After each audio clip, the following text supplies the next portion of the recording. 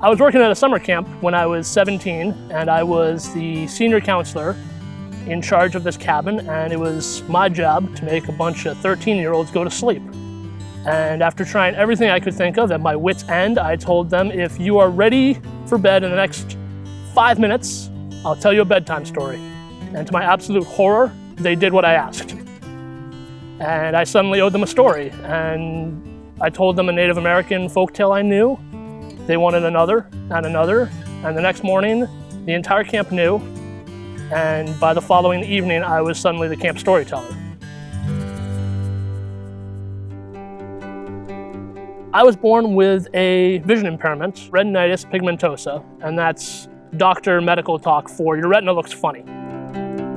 And so the retina is responsible for detecting color and shapes and shades and shadows, and the brain makes sense of everything and puts the picture together.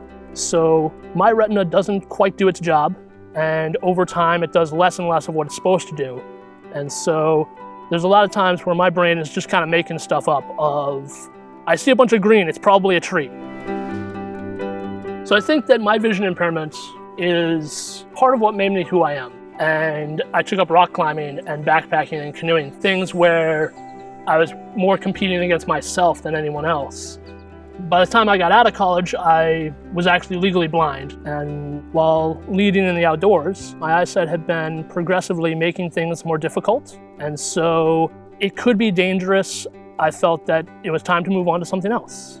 And then around 2011, I decided to change careers, and I started doing storytelling full-time.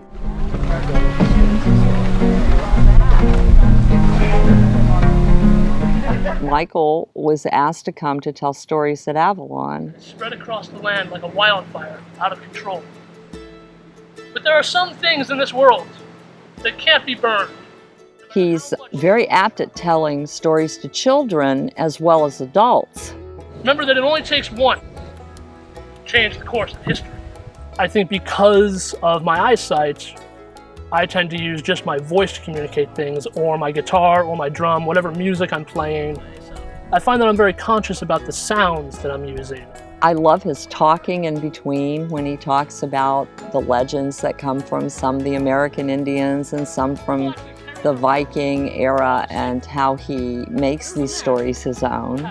The most perfect, beautiful heart.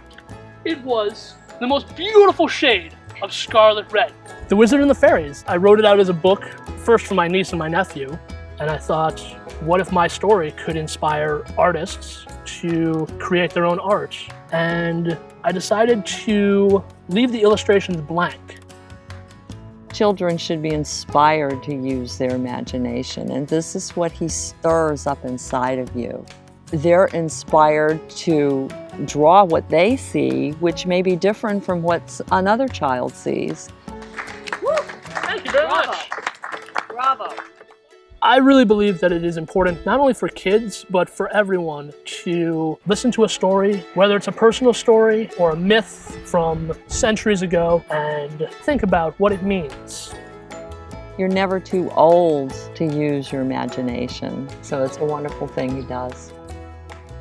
Rather than saying, I'm gonna go tell stories here, I'll say, I'm gonna go share some songs and some stories here, because to me it really is a process of give and take. I'm gonna give something to the audience and they're gonna give something back to me, and you've made a connection.